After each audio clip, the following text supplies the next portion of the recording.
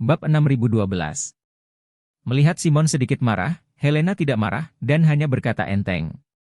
T.N. Rothschild, jangan terburu-buru marah. Saya memiliki syarat tambahan yang belum saya selesaikan. Setelah jeda, dia melanjutkan, saya ingin rangkaian model Anda untuk penggunaan pribadi dan tidak akan digunakan untuk tujuan komersial apapun, yang berarti tidak akan berdampak apapun pada pasar asli Anda. Saya hanya ingin salinan persisnya untuk saya gunakan sendiri. Bagimu, itu tidak lebih dari mengirimiku salinannya. Beri saya satu set perangkat keras, dan beri saya perawatan selama 20 tahun. Biayanya seharusnya tidak mahal, kan? Simon bertanya dengan dingin, bagaimana saya bisa yakin? Anda tidak akan menggunakannya untuk tujuan komersial? Helena tersenyum dan berkata, ini adalah detail spesifik yang akan saya bicarakan selanjutnya. Anda tetap akan membayar saya $100 miliar, tetapi saya akan menandatangani kontrak dengan Anda dan menyetujui $50 miliar. Setengahnya akan kembali ke keluarga Rothschild dengan jumlah as 5 miliar per tahun dalam 20 tahun ke depan. Jika Anda menghentikan peningkatan dan pemeliharaan kepada saya akan memotong pengembalian uang ini selanjutnya. Jika saya menggunakan model AI Anda untuk penggunaan komersial, Anda dapat segera menghentikan peningkatan dan pemeliharaan. Dan menuntut keluarga kerajaan Nordik di pengadilan, menuntut pembayaran penuh sebesar $50 miliar. Semua kerjasama kita, selama kita mencapai kesepakatan, akan dituangkan dalam kontrak dan akan dilindungi undang-undang. Simon berkata dengan marah, oh, saya akan memberi Anda $100 miliar, lalu Anda berbalik dan memasukkannya ke dalam perwalian. Dilihat dari tingkat pengembalian rata-rata di pasar keuangan as saat ini, bunga tahunan setidaknya beberapa miliar dolar. Dan jika bunga majemuk dihitung, ini adalah angka astronomis. Bukankah kamu hanya meminjam ayam untuk bertelur? Pinjamkan ayam-ayamku untuk bertelur selama 20 tahun, lalu kembalikan ayam-ayam itu kepadaku. Di mana saya bisa menemukan telur yang sudah ada selama 20 tahun? Helena berkata dengan murah hati, bagaimana kalau begini, kamu masih memberi saya $100 miliar. $50 miliar diantaranya akan menghasilkan bunga setiap tahun, dan saya tidak akan mendapat 1 sen pun darinya. Semuanya akan dikembalikan kepada Anda. Pada tahun pertama, saya akan menghitungnya untuk Anda berdasarkan bunga aktual yang dihasilkan sebesar $50 miliar. Saat mengembalikan pokok Anda sebesar as 5 miliar, semua bunga ini juga akan dikembalikan kepada Anda. Tahun kedua, saya akan memberi Anda bunga yang sebenarnya dihasilkan dari $47,5 miliar, dan kemudian mengembalikan pokok sebesar $25 miliar, dan seterusnya, hingga kontrak 20 tahun selesai. Berbicara tentang ini, Helena tersenyum dan berkata, jika Anda menggadaikan ayam itu kepada saya selama 20 tahun, semua telur yang dihasilkan dalam 20 tahun ini akan menjadi milik Anda. Dan ayam itu sendiri akan dikembalikan kepadamu secara bertahap dalam 20 tahun. Apakah ini cukup adil? Simon merasa sedikit nyaman setelah mendengar ini. Namun, ketika dia mengira pil itu saja akan menelan biaya $50 miliar, dia masih merasakan sedikit sakit. Saat ini, Simon tiba-tiba berseru, saya lupa satu hal. Perangkat keras model AI sangat mahal. Sebagian besar biaya didasarkan pada perangkat keras yang diproduksi oleh Nvidia. Harga saham Nvidia meningkat pesat. Itu karena AI sangat populer, sehingga harga perangkat keras meroket. Mungkin rangkaian model ini akan menghabiskan biaya perangkat keras miliaran dolar. Helena tersenyum dan berkata, tidak masalah jika Anda peduli dengan biayanya, saya akan memberi Anda $10 miliar lagi. Saya masih sangat murah hati. Mendengar ini, wajah Simon sedikit bingung. Dia tahu kalau Helena diam-diam sedang mengejeknya ketika dia mengatakan hal ini. Kemudian, Helena menambahkan, Tuan Rothschild, pada kenyataannya, keluarga Rothschild terlibat di hampir semua institusi yang menjadi pemegang saham utama Nvidia. Dan Anda masih memiliki banyak saham yang beredar di pasar sekunder. Dan Anda mendapatkan saham ini sangat awal dan harga chipnya sangat rendah. Dalam proses melonjaknya harga saham Nvidia hingga lebih dari $1 triliun, Anda telah menghasilkan banyak uang. Simon baru saja mendapat konsesi $10 miliar. Dia merasa jauh lebih nyaman. Sekarang setelah dia mendengar Helena menjelaskan latar belakangnya, dia dengan cepat menjelaskan. Semua orang mendiskusikan bisnis. Kami menghasilkan lebih banyak uang dari Nvidia. Itu tidak ada hubungannya dengan masalah ini. Yang Mulia Ratu, bukan begitu? Ya. Helena mengangguk dan berkata, namun, saya akan memberi Anda biaya perangkat keras sebesar 10 miliar dolar, yang ada hubungannya dengan Nvidia. Anda pasti masih harus membeli model AI saya dari Nvidia. Anda adalah pemegang saham Nvidia, dan Anda pergi ke Nvidia untuk melakukan pembelian dalam jumlah besar. Sampai batas tertentu, ini setara dengan membalikkan tangan kiri ke tangan kanan. Di satu sisi, bahkan jika biaya eksternal yang dikeluarkan adalah 10 miliar, Anda tidak akan menghabiskan banyak uang untuk pembelian sebenarnya.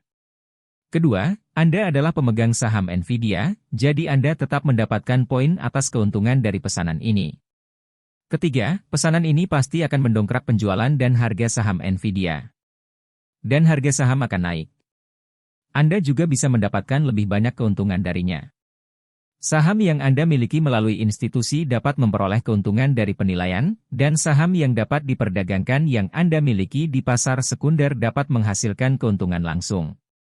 Anda dapat menghasilkan uang di bagian manapun dari pasar as, dan konversi akhir pada akhirnya, biaya aktual Anda mungkin tidak mencapai 10% dari 10 miliar.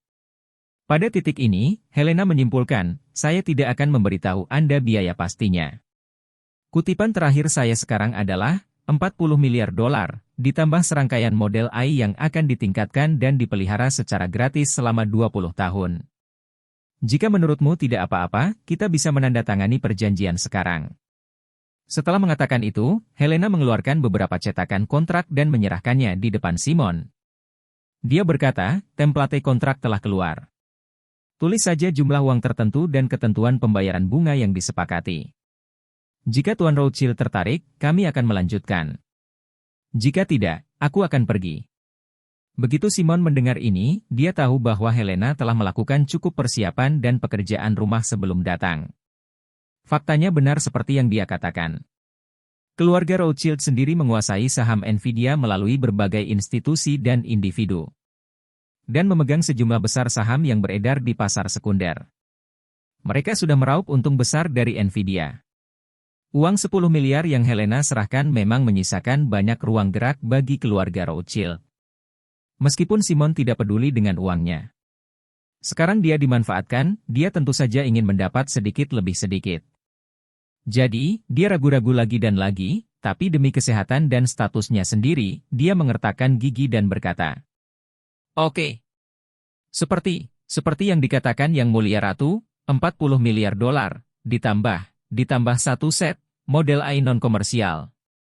Setelah mengatakan itu, dia bertanya dengan ragu-ragu, "Yang Mulia Ratu, jika ramuan ini tidak dapat menyembuhkan penyakit saya, lalu?" Helena berkata dengan sangat percaya diri, "Tidak. Mungkin, itu pasti akan menyembuhkanmu." Setelah mengatakan itu, Helena tersenyum tipis dan berkata, "Jika Tuan Rothschild merasa tidak nyaman, mari kita tanda tangani perjanjiannya terlebih dahulu. Dan kamu bisa meminum obat mujarab itu tanpa membayar. Harap pastikan validitasnya sebelum mengatur pembayaran." Setelah mendengar ini, Simon sepenuhnya melepaskan semua kekhawatirannya dan setuju tanpa ragu-ragu. "Tidak masalah. Hanya, ikuti saja apa yang Mulia Ratu katakan." Helena mengangguk, mengeluarkan ponselnya, dan berkata sambil tersenyum, "Tetapi untuk mencegah Tuan Rothschild berbuat curang, mulai sekarang, sampai kami menyelesaikan penandatanganan dan Anda meminum ramuannya, saya harus merekamnya dengan ponsel saya dan menyinkronkannya secara online secara real-time. Jika Anda pulih setelah meminum obat mujarab, dan Anda meninggalkan saya dan menolak untuk mengenali orang lain, saya tidak akan dapat melakukan apapun terhadap Anda, Tuan Rothschild." Simon berkata dengan cepat, "Yang Mulia, jangan khawatir, saya tidak bisa gagal membayar hutang saya. Tapi karena Yang Mulia Ratu khawatir, lebih baik tinggalkan sebuah rekaman." Bab 6013. Sekarang kedua belah pihak telah mencapai konsensus. Helena mengeluarkan penanya dan menyempurnakan detail kontraknya. Seluruh proses direkam dengan ponsel. Ditambah dengan identitas Helena sebagai Ratu Eropa Utara dan tingginya trafik di internet. Dia sama sekali tidak khawatir Simon berani menarik kembali kata-katanya. Setelah kedua belah pihak menentukan syarat-syarat kontrak, Simon menuliskan namanya di kontrak, lalu kedua pihak bertukar perjanjian dan kontrak tersebut menjadi resmi. Setelah semuanya beres, Helena membatalkan kontraknya, mematikan video di ponselnya, dan berkata, "Ten Rothschild, selamat bekerja sama." Simon dengan cepat bertanya padanya, "Yang mulia ratu, sekarang, bisakah Anda memberi saya obat mujarab?" "Tentu saja." Helena menyerahkan ramuan itu kepadanya tanpa ragu-ragu dan berkata, "Meskipun keluarga kerajaan Nordik kami tidak punya banyak uang, kami selalu mementingkan semangat kontrak."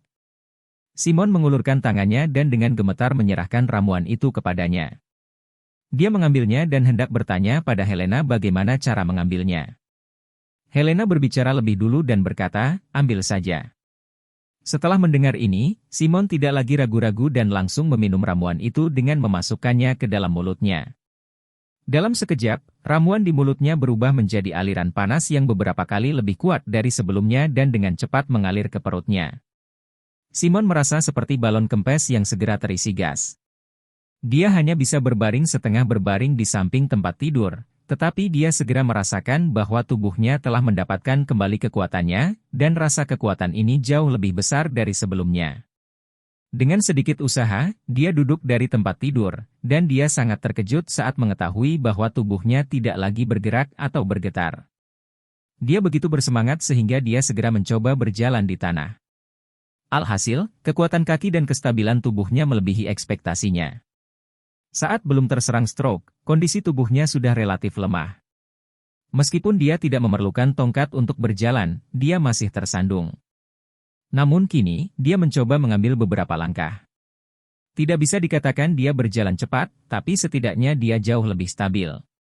Ketika dia melangkah keluar dengan kakinya, kekuatan dan dukungan setelah mendarat telah meningkat pesat. Mengingat perasaan tidak berguna di tempat tidur setelah terkena stroke, Simon berharap bisa tertawa setinggi langit seperti, "Hahaha."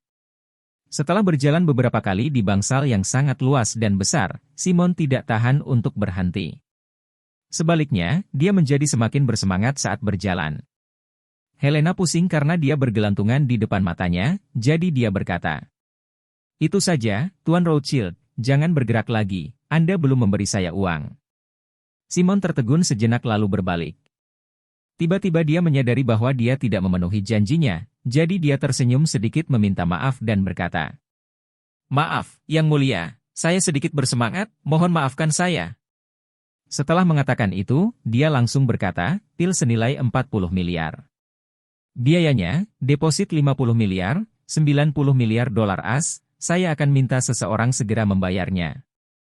Dan uangnya akan langsung ditransfer ke rekening yang ada dikontrakkan." Helena mengangguk, "Ya, terima kasih Tuan Rothschild. Ayo kita atur." Kemudian, Helena berkata sambil tersenyum, "Tuan Rothschild, pernahkah kamu memperhatikan bahwa kamu tidak lagi gagap?" "Ya." Simon mengosongkan tangan kanannya di depan tubuhnya dan menggoyangkannya beberapa kali, dan berkata dengan terkejut, "Luar biasa, sungguh luar biasa. Obat mujarab ini sungguh luar biasa." Setelah menghela nafas dengan emosi, dia tidak membuang waktu.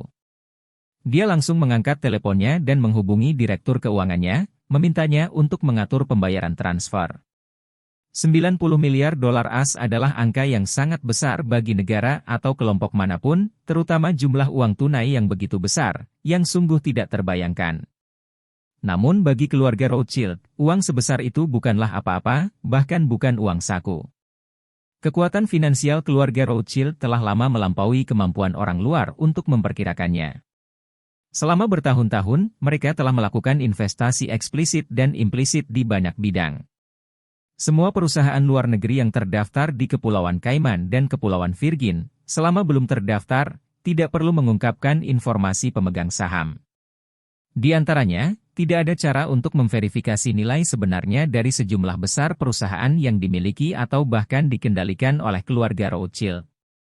Bahkan untuk emiten, hanya pasar perdana yang akan mengungkapkan informasi pemegang saham. Pasar sekunder membeli dan menahan melalui berbagai saluran, dan tidak mungkin dihitung sama sekali. Selain itu, keluarga Rothschild memiliki investasi di bidang real estate, energi, pertambangan, transportasi, DLL di seluruh dunia. Dapat dikatakan bahwa tidak peduli industri mana yang menonjol, keluarga Rothschild dapat memperoleh kekayaan yang sangat besar darinya. Pada masa kolonial, Inggris dikenal sebagai kerajaan yang mataharinya tidak pernah terbenam karena mempunyai koloni sendiri hampir di setiap zona waktu. Tidak peduli di mana matahari bersinar, mereka memiliki sebagian wilayahnya. Keluarga Rothschild adalah sebuah kerajaan di mana matahari tidak pernah terbenam dalam bidang ekonomi. Selama mereka dapat menghasilkan uang di hampir semua bidang di dunia. Mereka ada, jadi kemanapun angin bertiup, pasti ada tempat untuk mereka. Sama seperti pengembangan AI yang eksplosif, keluarga Rothschild telah memperoleh keuntungan setidaknya 300 miliar US$ dari kepemilikan saham Nvidia saja. Jumlah tersebut belum termasuk nilai yang dihasilkan oleh investasi mereka di industri AI. Untuk kerajaan keuangan yang begitu kuat, jika dana mereka benar-benar diaudit, kemungkinan besar nilainya akan lebih dari 10 triliun dolar AS. Oleh karena itu, Simon diam-diam mentransfer uang tunai sebesar 90 miliar dolar AS ke rekening bank keluarga kerajaan Nordik di Swiss hanya dengan panggilan telepon dan beberapa instruksi. Helena akhirnya bisa bernapas lega setelah menerima pemberitahuan bahwa dana telah tiba. Kemudian dia teringat instruksi Charlie dan berkata kepada Simon, "Sejujurnya, Tuan Rothschild, jika ramuan semacam ini dilelang, mustahil menjualnya dengan harga serendah itu. Alasan kenapa aku datang untuk menjualnya padamu. Di satu sisi, saya sangat tertarik dengan AI Anda. Di sisi lain, ini juga karena kesalehan anak Anda, Steve. Pertama, pukul dia dengan baik, lalu berikan dia permen." Charlie pandai bermain trik, dan Steve tidak terkecuali. Dia ingin Steve merasakan sakit dari dalam keluar dan di saat yang sama, dia bisa dengan jelas merasakan manisnya mulutnya. Itu sebabnya dia menyuruh Helena untuk tidak lupa memberikan Steve pertunjukan yang bagus, jadi beri dia pujian. "Oh."